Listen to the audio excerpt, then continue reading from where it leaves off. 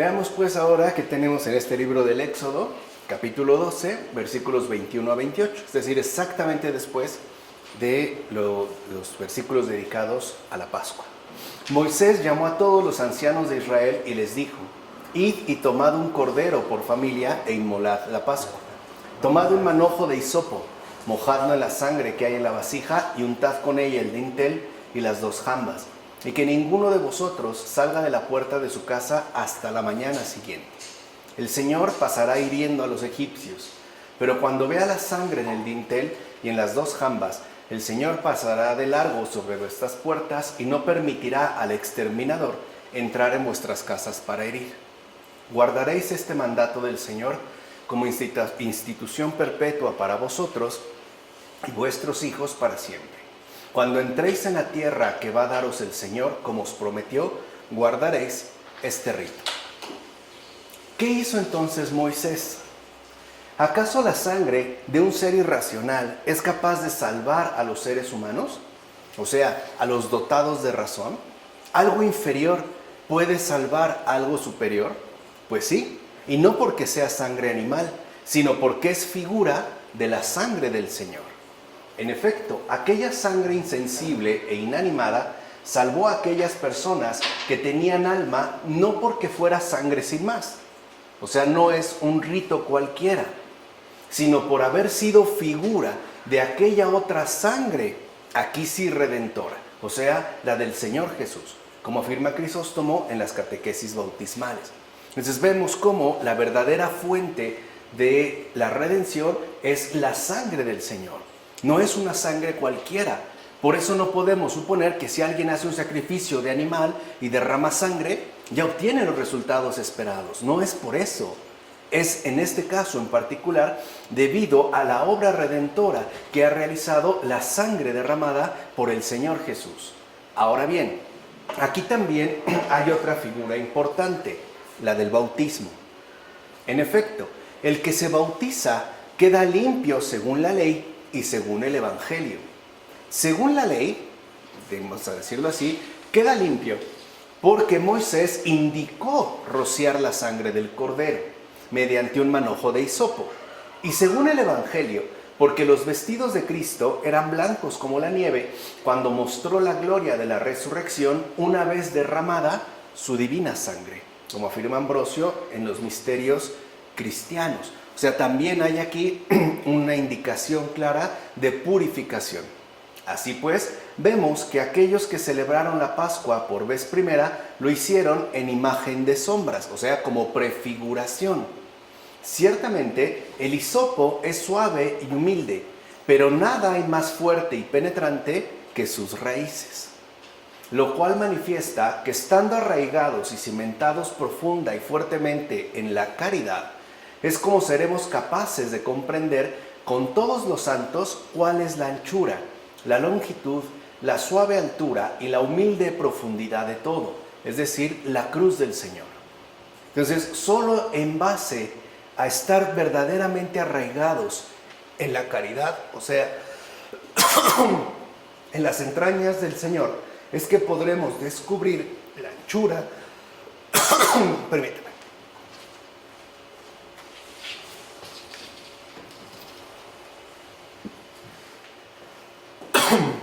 perdón, la anchura, longitud, esa suave altura. Y eso, solo si estamos verdaderamente arraigados, cimentados en la caridad, es como podremos comprender cuál es la anchura, la longitud, la suave altura y esa humilde profundidad de todo.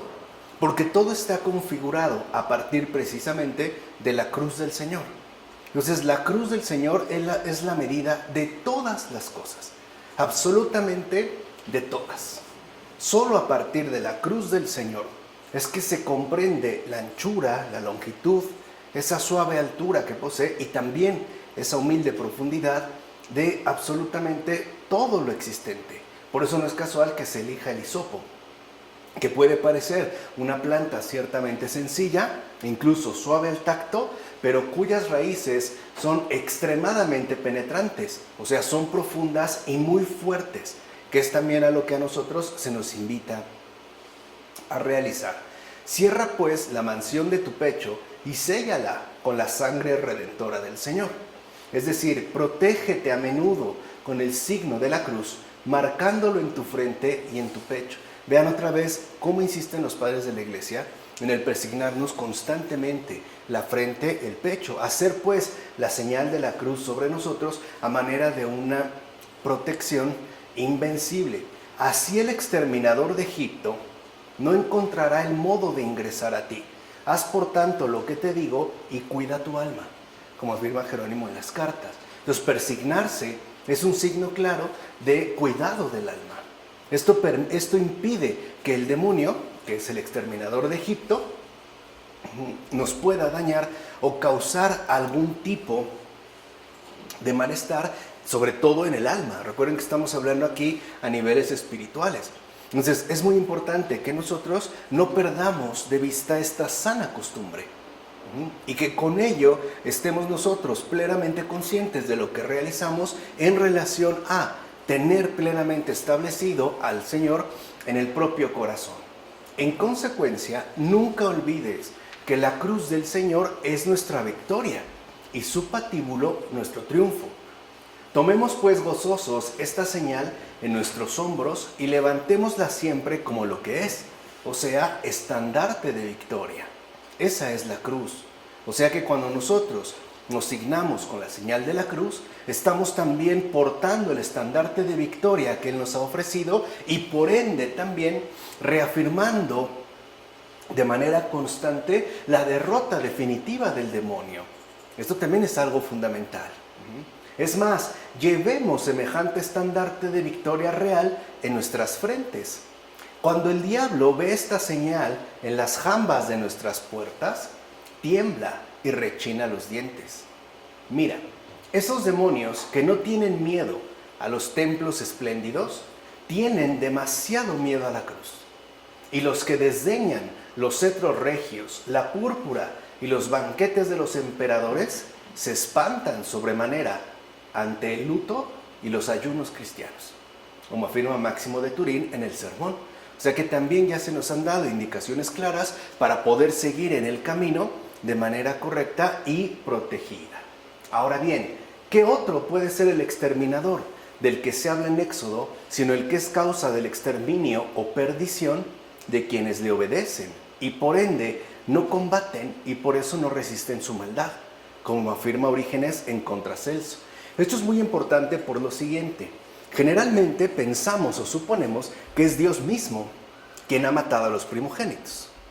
Y lo que Él ha dicho es no voy a permitir que el exterminador haga daño donde encuentre esta señal, ¿no? La marca en las puertas que han puesto con la sangre del cordero. ¿Qué es lo que ha permitido el Señor?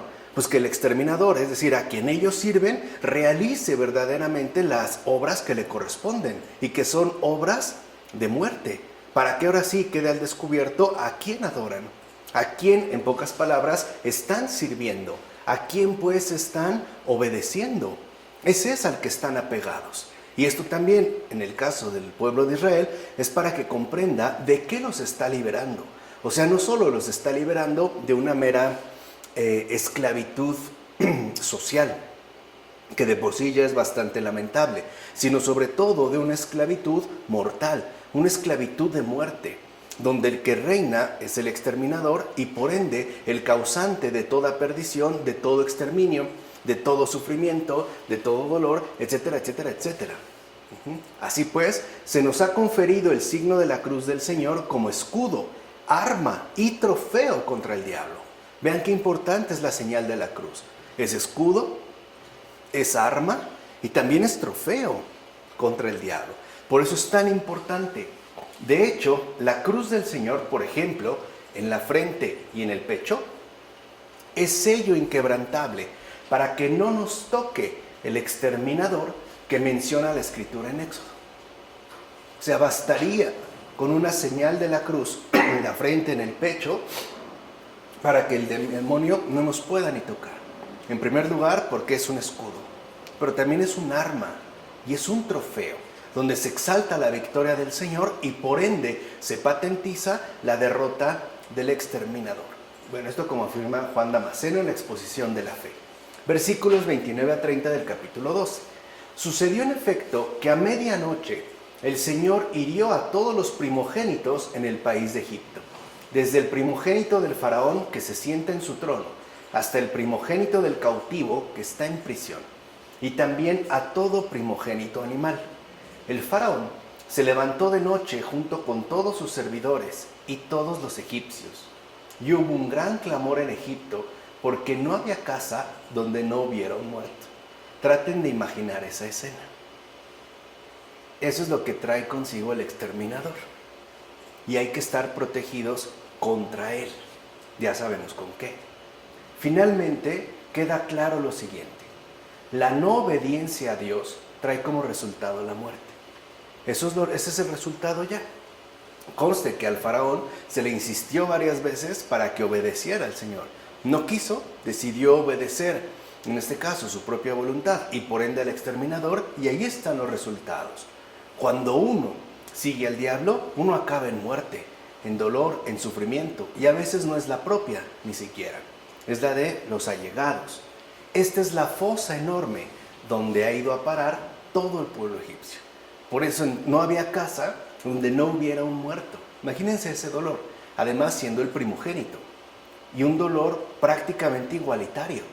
Desde el más elevado, es decir, al faraón, hasta el más sencillo, todos tuvieron una pérdida, incluso abarcando el resto de la creación, simbolizado en este caso por los animales. Además, ahí donde no se hace caso a la palabra de Dios, hay siempre duelo, pérdida y desolación. Cuando uno no sigue a Dios, uno se expone siempre al duelo, a la pérdida, a la tristeza, a la desolación, a la amargura. Uno queda pues expuesto al exterminador. De hecho, siempre es medianoche, entiéndase, densa y profunda oscuridad, ahí donde se hace caso omiso de lo dicho por Dios. Por eso esto sucede justamente ¿de qué? De noche. Y hasta la fecha, por ejemplo, se asocia el terror maléfico con la noche, no con la luz del pleno día, sino como que digámoslo así, ¿no? Incluso hasta en las películas, los fantasmas aparecen de noche, ahí donde está la densidad oscura. Ahí, por ejemplo, en esa medianoche no hay gozo de vivos, sino luto. Luto por los muchos muertos y exterminados, tanto exterior como interiormente. Porque hay personas que, han padecido un exterminio exterior, pero también es verdad, y quizás sean más en estos momentos, que están padeciendo un exterminio interior, como una desorientación total, un desconocimiento de la verdad, una ausencia del Señor en sus vidas, que sigue siendo igual algo terrible. En todo caso, los que no están bajo el resguardo del triunfo del Señor, o sea, su cruz, son presas fáciles del maligno exterminador. Aquellos que renuncian a la cruz quedan expuestos al exterminador, cuya malicia literalmente no conoce límite. ¿Vale? Versículos 31 a 36 del capítulo 12. Los hijos de Israel hicieron lo que había dicho Moisés y pidieron a los egipcios objetos de plata y de oro y vestidos. El Señor hizo grato al pueblo a los ojos de los egipcios, que accedieron a sus peticiones. Así despojaron a los egipcios. Hay que notar que ante todo aquí se trata de las riquezas de la inteligencia. No solo es algo meramente material, sino que se refiere a esas riquezas de la inteligencia. En efecto, una orden así no se vería libre de la acusación de no estar exenta de mentira o engaño. Parecería ciertamente un hurto que no puede ser legitimado. Ciertamente, esto revela que es más apropiada la interpretación espiritual que la literal. Por eso dijimos, la escritura se lee, se medita y se profundiza. De hecho, con la interpretación espiritual se exhorta a quienes buscan una vida libre de virtud a aprovisionarse con la riqueza de la cultura extranjera en la que se glorían quienes son ajenos a la fe. También hay tesoros de sabiduría en las culturas no creyentes, por ejemplo. Y estamos llamados también a tomar estas riquezas. Así sucede, por ejemplo, con la ética, la física, la geometría, la astronomía y todas las demás ciencias que son cultivadas por quienes no pertenecen a la iglesia. No se niega que allí haya, pues, ¿no?, tesoros de sabiduría. Lo importante es llevarlas a la fuente de la cual han emergido para que fructifiquen de manera recta y completa. Así pues, el guía de la virtud exhorta a tomarlas de quienes en Egipto las poseen en abundancia. Las tienen, bueno, por ejemplo, el pueblo hebreo no tiene desarrollados conocimientos en astronomía. Los egipcios sí. Lo mismo en física, por ejemplo, en geometría. Bastaría con ver sus monumentos, ¿no? Las pirámides tienen estos conocimientos. Bueno, están llamados los hebreos a también tomar de aquello que estos poseen y a usarlas, fíjense, como quienes las van a necesitar a su tiempo. Es decir, cuando sea necesario embellecer el divino templo del misterio con las riquezas de la inteligencia, como afirma Gregorio de Niza en Sobre la vida de Moisés. Por eso no podemos negar que sí hay riquezas de aportación en cada una de las culturas, y esto hasta el momento presente. Lo importante es de qué manera estas riquezas de aportación enriquecen la figura total del misterio a partir de la contribución complementaria que necesita la inteligencia. Es como un mosaico. Lo que importa es la figura completa. Nosotros tenemos la base, pero hay elementos que hay que, digamos, complementar. Y estos complementos no necesariamente están dados de vía directa, por ejemplo, a través de la revelación, sino de vía indirecta, a través de los conocimientos que se han desarrollado, digámoslo así, de forma paralela, no necesariamente interna, a la propia iglesia.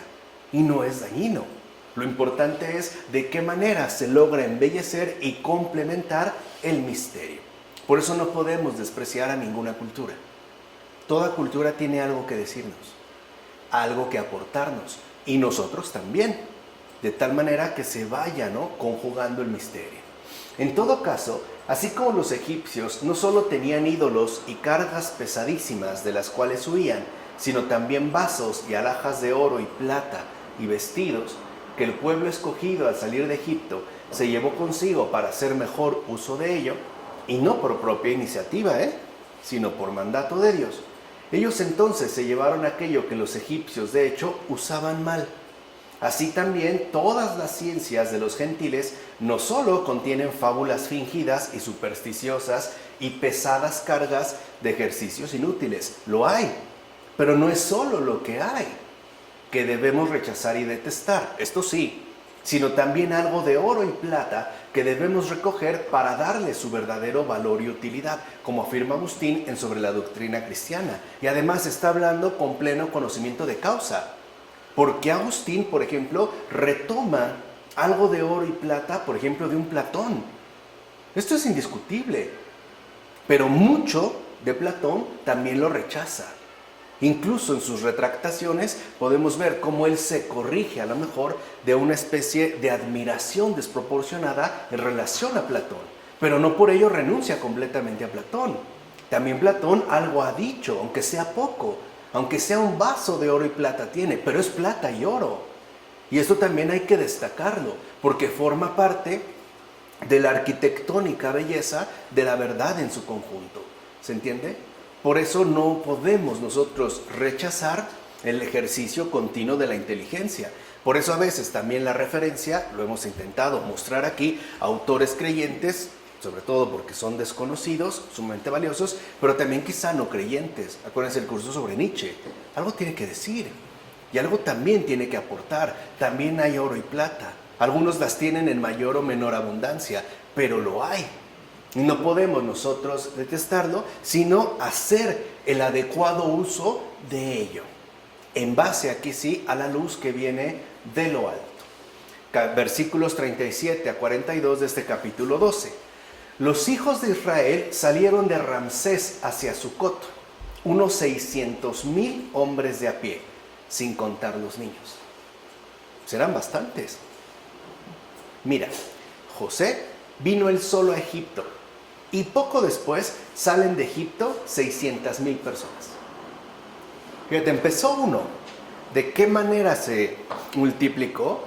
que después, en no mucho tiempo, de este único José que había llegado a Egipto siendo uno, salen ahora 600,000 personas, sin contar los niños.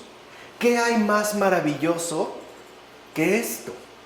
¿O qué prueba hay mayor de la generosidad de Dios cuando en situaciones de escasez y dificultades quiere dar abundancia a los asuntos en una proporción muchísimo mayor? En síntesis, esto es muestra de la generosidad de Dios. Y aquí es algo que también no podemos perder de vista. Nosotros no podemos limitarnos a ayudar en lo necesario.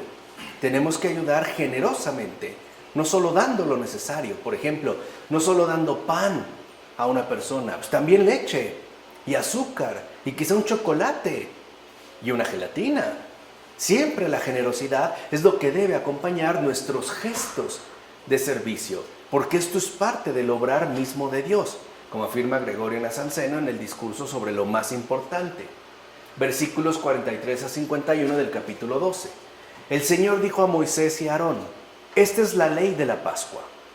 Ningún extranjero podrá comerla. Los siervos comprados con dinero serán circuncidados y solo entonces podrán comerla. El advenedizo y el mercenario no podrán comerla. Se comerá en la misma casa, sin sacar fuera nada de carne, y no le quebraréis ningún hueso. Toda la comunidad de Israel la celebrará. Fíjate bien, el engañoso, el advenedizo, ¿no?, y el que no está limpio de corazón, no posee nada puro. Como dice el libro de los Proverbios, nada hay bueno para el hijo traidor. Sin duda, porque hecho extranjero, es decir, de una condición diferente a la de los santos, se considera indigno en la comida de la Pascua. Así pues, cuando Judas pensaba celebrar la Pascua, al haber tramado una traición contra el Salvador, se hizo ciertamente extranjero a la vocación sobrenatural y por ende se hizo igualmente extraño a la compañía de los apóstoles, como extranjero, como ya no perteneciente a esta gente, como alguien, pues, si lo quieren ver así, por completo extraño, tan extraño que ni siquiera permanece ya con ellos. Se va aparte. En consecuencia, mientras los demás comían la Pascua con alegría, como indicaba la ley, Judas, por su parte, era ya prisionero del demonio, como dice Atanasio en la carta festiva. O sea, las indicaciones del Señor está dando a entender literalmente quién va a participar y quién no va a participar, y además por iniciativa propia. Una persona prisionera del demonio no celebra la Pascua. No es porque el Señor se la prohíba, es porque se vuelve incapaz de llevarlo a cabo. Ahora bien, que la casa mencionada es la iglesia, lo dice Dios mismo con estas palabras: será comido en una sola casa y no arrojaréis carne fuera de la casa. En una sola casa. En efecto, la carne de Cristo y las cosas santas del Señor no pueden ser arrojadas fuera. Y no existe otra casa para los creyentes más que la única iglesia. ¿Ahora entienden por qué no hay Eucaristía en el protestantismo? En una sola casa. No, o sea, lo que el Señor dice se hace. O sea, no es una mera banalidad, ¿no?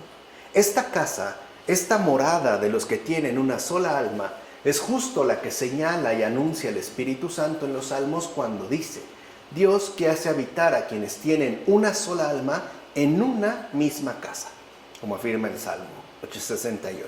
Y dice Cipriano: así pues, que la iglesia no está fuera, ni puede cindirse contra sí misma o dividirse, sino que mantiene la unidad de una sola e indivisible casa. Por eso decimos que creemos en la iglesia, que es una, la indivisible casa. Lo declara la palabra fiel de la Escritura Divina cuando escribe sobre el misterio de la Pascua y del Cordero, que figuraba a Cristo lo siguiente: será comido en una sola casa, y no arrojaréis fuera de la casa su carne. Solo en una casa se come la Pascua, y esa casa es y sigue siendo la iglesia. Es la única donde se come la carne del Señor, como afirma Cipriano en las cartas. Por eso precisamente solo aprovecha cuanto se hace dentro de la iglesia, ya que celebramos la Pascua en esa sola y única casa, como afirma Jerónimo también en una de sus cartas. Eso es lo que realmente obtiene provecho. Todo lo demás se va resquebrajando por sí mismo. No es porque la iglesia se haya escindido, la unidad se mantuvo. Simplemente se desprendieron aquellos elementos que de fondo no pertenecían a ella.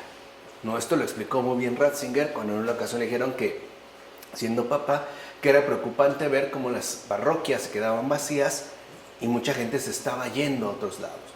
Y en ese momento Benedicto XVI respondió, dijeron, ¿qué hacemos? Dijo, déjalos. Si se van es porque nunca han estado aquí. No forman el pueblo de una sola alma. No son parte de esta sola casa. No están aquí. Así pues, en realidad no se van. Más bien hay que entender que nunca han estado. Porque el que realmente forma parte de esta sola casa, nunca la abandona. Eso es cierto, ¿eh? Nunca se aparta de ella. Además, aquella profecía también fue cumplida no solo entre los judíos en referencia al Cordero. Es decir, eso de ni uno de sus huesos romperán, que era figura de lo venidero, sino en Cristo Jesús, el Cordero de Dios.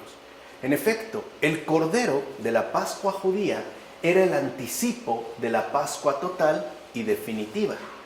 Así pues, no es un mero accidente que se diera tal indicación en tiempos de Moisés, como afirma Juan Crisóstomo en las homilías sobre el Evangelio de Juan. Y eso es algo que se destaca. A Cristo, en efecto, no le rompieron ni un solo hueso, ni uno. Se mantuvo entero. Así pues, el mismo Evangelio indicó por qué a aquellos dos se les quebraron las piernas, y a él en cambio no, dado que había muerto. Convenía, en efecto, manifestar también mediante este hecho que la Pascua de los judíos se había establecido como profecía suya.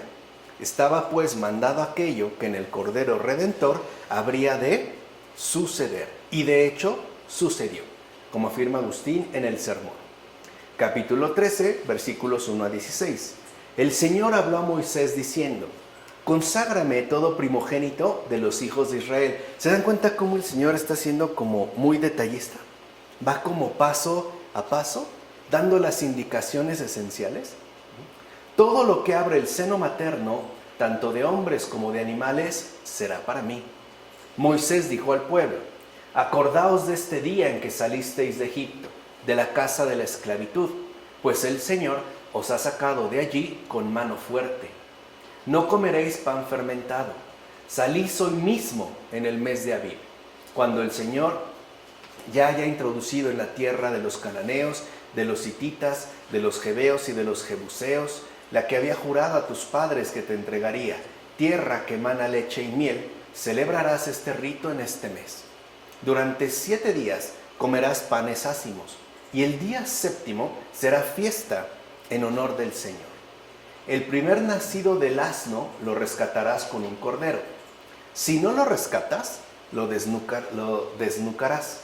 Pero al primogénito del hombre entre tus hijos has de rescatarlo. Y cuando del día de mañana tu hijo te pregunte, ¿qué significa esto?, le responderás, con mano fuerte nos sacó el Señor de Egipto, de la casa de la esclavitud. Para empezar, ¿quién es verdaderamente santo? Como lo que es el que es hijo del santo. ¿Quién abrió más propiamente la matriz que el que la abrió cuando estaba cerrada? ¿Quién sino Cristo nació de una virgen? Como afirma Tertuliano. O sea que la verdadera matriz fecunda pertenece a la Virgen. Y por eso, en efecto, el Señor ha nacido de esta matriz, sin afectarla, sin perjudicarla, sin atentar contra ella. Mira, todo primogénito sale del útero, pero no por ello abre el útero como lo hizo el Señor Jesús. Es una imagen muy hermosa. O sea, todo ser humano atraviesa el útero, lo abre, pero nadie lo abrió como el Señor Jesús. En efecto, entre todas las mujeres no es el parto el que abre el útero, sino el coito. Y es verdad. Y a veces eso no lo pasamos por alto. Sin embargo, el útero de la madre del Señor no se vio afectado por algo así, ya que ningún hombre tocó siquiera su útero digno de veneración antes del nacimiento de Cristo. Así pues, el nacimiento de Cristo es la verdadera apertura de toda matriz. Ahí es donde se da entonces esa verdadera apertura fecunda de redención. Es decir, esa matriz de salvación. Porque para una mujer, lo que abre el útero, en primer lugar, es el coito, no el nacimiento. En el caso de la Virgen no hubo algo parecido, nada. Y no obstante, dio a luz. Es la verdadera apertura de toda matriz, de la verdadera, pues, matriz de salvación, como afirma Orígenes en las homilías sobre el Evangelio de Lucas. Ahora bien, si el alma gime y clama a Dios, Él entonces le envía el Moisés espiritual que le rescata de la esclavitud de los egipcios. Vemos esta insistencia también en la invocación. Primero, el alma clama y gime, y entonces comienza a ser liberada en el mes de las nuevas flores. Eso significa Aviv. ¿Se acuerdan que aparecen los versículos? O sea, en la época de la primavera, justamente cuando la tierra del alma es capaz de hacer florecer hermosos retoños de justicia. Esto significa que en tal mes han pasado ya las ásperas borrascas de la tenebrosa insensatez, es decir, la enorme responsabilidad de los actos y los pecados vergonzosos, como afirma el pseudo Macario en las homilías espirituales. Hay un tiempo, pues, en el que, en efecto, en tanto temporada primaveral, el mes de todas las flores, estamos llamados a retoñar y a dar esos buenos frutos de justicia. Por otra parte, se manda a comer panes ácimos en la Pascua. Ácimo es lo que no está mezclado con la levadura del día anterior. Con esto, la ley nos da a entender que no se debe mezclar ningún residuo de maldad con la vida nueva, sino que más bien debemos comenzar la vida nueva con un nuevo comienzo, que es lo que el Señor nos aporta. Esto es cristianismo. O sea, aquí ya se está dando también, digamos, una figura bastante precisa de la auténtica vida cristiana. ¿Qué es el cristianismo? Vida nueva con un nuevo comienzo. Porque hay personas que cambian su modo de ser, pero no lo hacen a partir de un nuevo comienzo. O sea, enmiendan ciertas cosas, pero se mantienen aferrados, por ejemplo, a determinados principios. En el caso del verdadero cristianismo, no. El cristianismo es vida nueva con un nuevo comienzo, rompiendo de hecho la cadena de los pecados con la conversión al bien. Por eso hay una ruptura, y esta ruptura es tajante. Tajante en el sentido de que el verdadero cristiano no vuelve a aquello de lo que ha sido liberado. Puede incurrir en pecado, pero no por ello se encadena, no regresa. Aunque en su debilidad vaya cayendo, no vuelve a pactar. Trata de mantenerse siempre de pie y en libertad. Muchos de los que han recibido el sacramento del bautismo, por desconocimiento de los preceptos de la ley, mezclan todavía la levadura del vicio, que debía ya ser abandonada, con la vida nueva que se les ha otorgado. Y esto es muy común en los nuevos conversos. Por ejemplo, hay conversos que han tenido un encuentro con el Señor y al principio todavía mezclan, por ejemplo, la vida litúrgica con creencias supersticiosas, pero lo hacen por desconocimiento. Cuando ya lo conocen, entonces se puede llevar a cabo esta ruptura. Lo afirma Gregorio de Niza sobre la vida de Moisés. Y muchas de las cosas que en efecto se mezclan es por este tipo de desconocimiento. Pero una vez que esto ya se conoce, no se vuelve a lo mismo. Por último, y ya con esto terminamos el día de hoy, eso es lo que significan las palabras de la ley cuando dice: todo primer parto de la asna lo rescatará con un cordero. La ley, en efecto, ha alejado a los animales impuros del sacrificio, y en lugar de estos ha ordenado ofrecer animales puros. Así pues, manda rescatar el parto impuro de la asna con un cordero, que es puro y apto para el sacrificio. Esto, si lo vemos en el sentido literal. Pero más allá de esto, es decir, si alguno del sentido espiritual, tendrá en cuenta, por tanto, que la asna es un animal de trabajo. En cambio, la oveja es un animal productivo. Por tanto, la Escritura lo que nos está mencionando es que es preciso cambiar el trabajo, el mero esfuerzo, en algo verdaderamente fructífero. Pasar del trabajo al fruto. No solamente basta con obrar, hay que fructificar. Por eso no basta con ser buenos, Hay que dar frutos de santidad, precisamente para que el fin de toda obra sea el fruto, como afirma Ambrosio en Sobre Caín y Abel. Y eso es algo a su vez muy importante de tener en cuenta. Nuestro obrar cristiano, como ya dijimos, en tanto vida nueva a partir de un nuevo comienzo, no solo está llamado a incidir en nuestro obrar, sino en los frutos que de ahí se van a obtener. O sea, no es un cambio de comportamiento, es un cambio de ser. Lo que se transforma es lo que somos. Y esto que somos es lo que se va revelando poco a poco mediante los frutos que se obtienen a partir de nuestro respectivo obrar, ¿vale? Entonces ven cómo el Señor muestra la Pascua, va dando las indicaciones posteriores y les está ya indicando, nos está diciendo a todos nosotros lo que debemos realizar. No solo obras, sino frutos. Y estos frutos solo son posibles si estamos fuertemente arraigados como el hisopo en la caridad. Y por ende comprendemos la voluntad misma del Señor. ¿De acuerdo? Vamos a dejarla hasta aquí. En nombre del Padre, del Hijo, del Espíritu Santo. Amén.